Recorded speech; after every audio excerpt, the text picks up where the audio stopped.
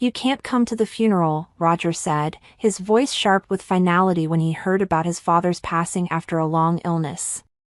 What kind of wife skips her father-in-law's funeral? Despite my objections, Roger stood his ground, and I couldn't grasp why. On the day of the funeral, I couldn't stay away and went to observe discreetly. There, I saw Roger seated with a woman I didn't recognize at the family's side.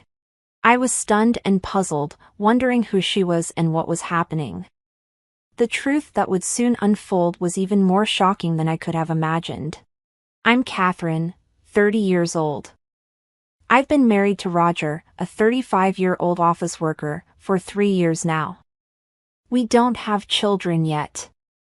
Roger's work often takes him away, leaving him home only about 3 days a week. During his absences, I immerse myself in drawing comics. On his days off, we enjoy shopping, watching movies, and making the most of our time together. Roger's mother passed away when he was a child, leaving his father to raise him and his sister, Sarah, on his own. In the early days of our marriage, we often made the 2-hour drive to visit Roger's family.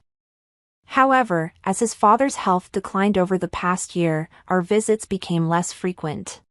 Roger explained, "Doug doesn't want you to see him like this, so I refrained from visiting as his condition worsened." One evening, after Roger returned from work, his phone rang. "Oh, Dad's passed away," he said, his voice flat as he relayed the news. I stopped preparing dinner, and Roger sighed deeply after ending the call. "Was that real? Did you hear that?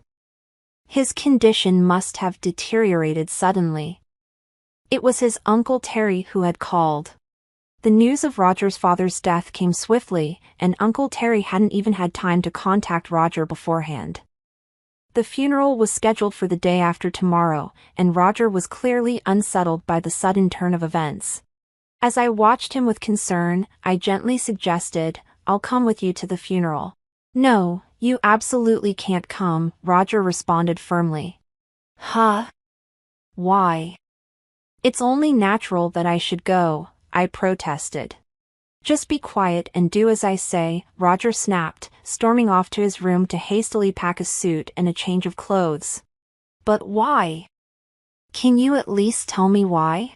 "Enough. I'm staying at my parents' house until the funeral. Just remember, you're not coming." "Hold on a minute." Ignoring my pleas, Roger left the house in a hurry. It seemed only right for me to attend my father-in-law's funeral, so why was it forbidden? I was left feeling frustrated and bewildered. Determined to understand, I decided to find out where the funeral was being held. I called my sister-in-law Sarah, who I rarely spoke to, but her tone was unexpectedly distant. "How do you know about our father's death, Catherine?" she asked. "I heard it from Roger." It's surprising that he's already contacted you," Sarah said, her voice laced with confusion. Our conversation felt disjointed, but I was too focused on attending the funeral to worry about it. Despite Roger's instructions, I was determined to say my final goodbye. "I understand, but it's important for me to be there," I pleaded. "My father-in-law has passed away. I need to be there." After a brief silence, Sarah agreed, "All right, but you must keep this between us, okay?" She then provided me with the location and time of the funeral but instructed, "Arrive after the service has started and find a seat where you won't draw attention." I didn't fully understand why I was being kept in the shadows, but I managed to arrange bereavement leave from work and prepared to go. Following Sarah's advice, I arrived at the funeral a bit late. To my surprise, I saw an unfamiliar woman seated next to Roger in the chief mourner's spot. Who is she? Why is she sitting next to my husband? In a daze, unsure of what was unfolding, I quietly took a seat in the back row of the venue. As I settled in, I overheard whispers from the seats in front of me. "Is that woman Roger's new wife, Lucy?" one person asked. Poor Roger. His ex-wife apparently left him with divorce papers and vanished, another voice said. I also caught snippets of other murmurs suggesting I might be having an affair or in financial trouble. The shock of these revelations left me feeling weak and my heart raced. I had never filed for divorce, nor had we ever discussed separation. What was this remarriage about? The situation was becoming clearer as I pieced together the rumors. The woman sitting next to Roger appeared to be in her early 20s and frequently touched her noticeably rounded belly, even though her funeral attire was loose. When it was finally my turn to pay my respects, I stood up.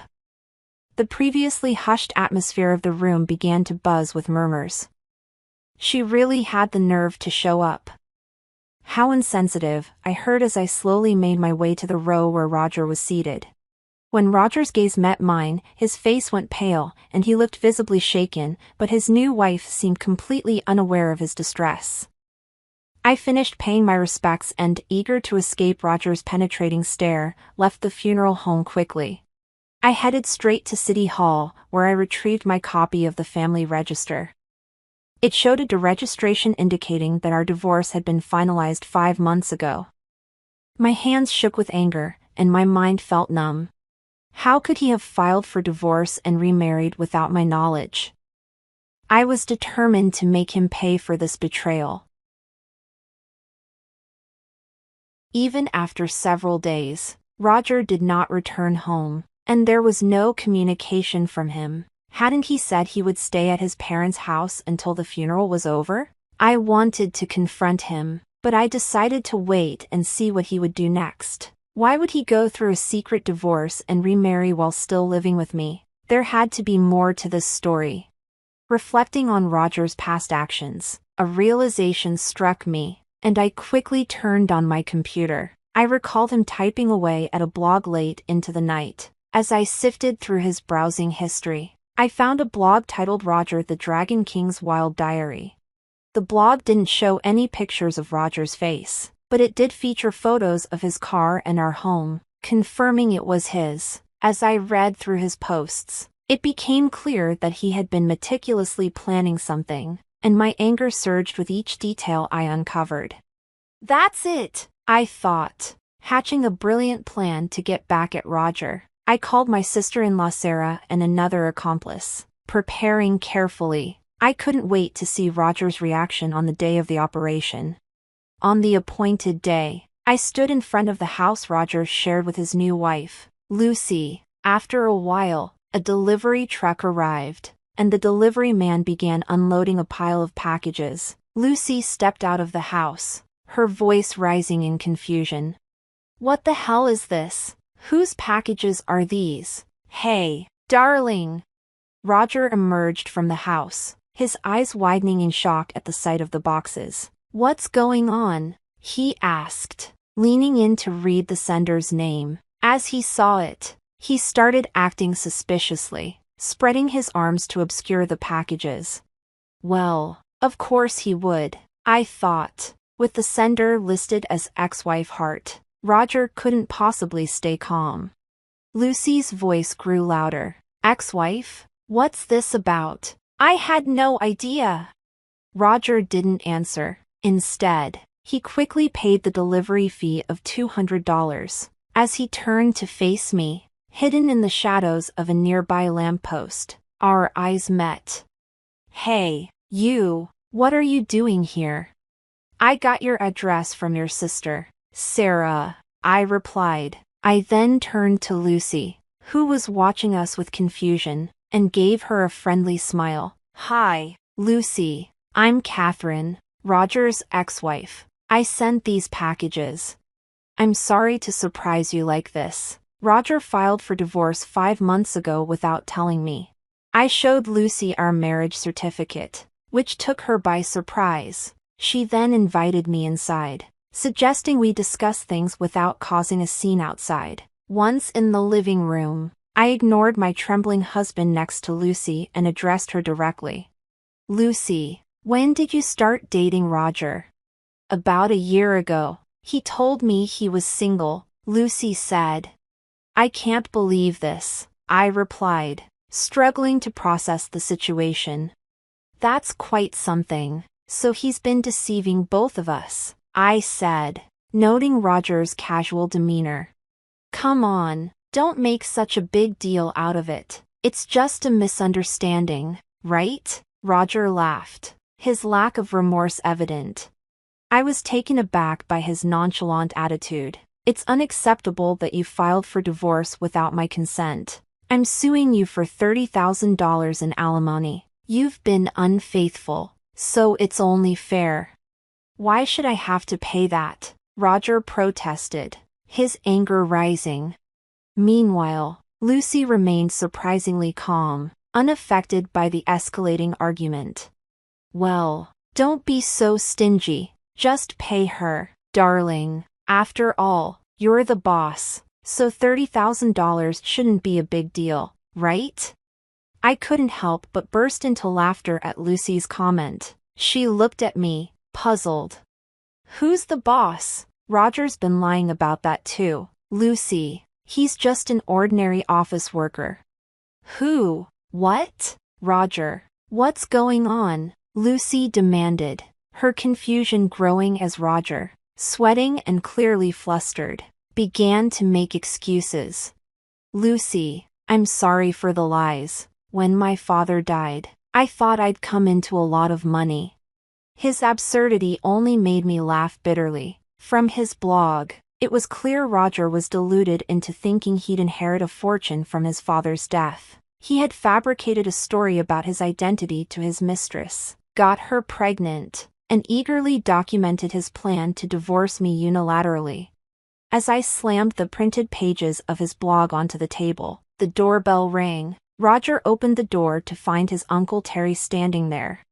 There's no way you'd inherit anything, you fool. In fact, Terry was the other person I had contacted, aside from Sarah. Before arriving at Roger and Lucy's house, I had called Terry on my cell phone and had him listen to our entire conversation. You told our family that Catherine left you after having an affair and filed for divorce, didn't you? Roger faltered, clearly unable to fabricate a convincing excuse, and began to get defensive. That's not entirely. Just because you've made up a story doesn't mean you're entitled to inherit anything. You've been disinherited. It's got nothing to do with the estate. Huh? What are you talking about? According to Terry, Roger had persistently demanded money from my in-laws. When my father-in-law refused, Roger would insult him and sometimes even resort to physical abuse. Realizing his end was near, my father-in-law had preemptively disinherited Roger. Wait a minute, so you're saying I'm not getting any of the inheritance? I have debts because I was relying on my father's money. What am I supposed to do? That's what you deserve, I said, feeling a grim satisfaction. If your father wanted you to become a responsible person, that's why he decided not to give you any money. Can't you understand his reasoning? So give me the inheritance, and I'll become more responsible, Roger pleaded, his desperation evident. The more Roger spoke, the more my disgust grew, and it seemed Lucy shared my sentiments. You told me you were a CEO. That's why I got involved with you. I have no interest in a broke man, Lucy said with disdain. Lucy, please don't say that. The baby's about to be born, Roger begged. Lucy sighed heavily and glared at Roger. I'll give birth and raise the child on my own. All I need from you is alimony and child support. Lucy, please forgive me, Roger sobbed, but I wasn't about to show him any mercy. And you'll also owe me alimony, I added firmly. That's impossible. I don't have that kind of money, Roger said, his voice tinged with desperation. Oh, I got it, Catherine. Let's try again, he proposed, his audacity clear. What? You had the nerve to file for divorce and now you want to remarry? I was incredulous. Please, I'm begging you. We can work together to repay the debt, Roger pleaded. Are you serious? Infuriated by Roger's selfishness, I shook him off and stormed out of the house with Terry. Shortly after, Lucy served Roger with divorce papers, demanding $20,000 in alimony and $500 a month in child support. My sister-in-law Sarah informed me that, in addition to the $30,000 in alimony I had demanded, Roger was overwhelmed with debt from the mortgage on the house he shared with Lucy. He was reportedly working tirelessly from dawn till dusk to keep up with his financial obligations. Meanwhile, I was reveling in my newfound freedom. Sarah, who was once my sister-in-law, and I have become close friends, and when she stays over, we have a blast catching up and chatting. To add to my joy, a comic strip I created based on my ex-husband's blog posts has gone viral on social media. I'm thrilled to be preparing it for publication, with excitement building as I brainstorm potential titles for the comic. I'm thoroughly enjoying my new, carefree life.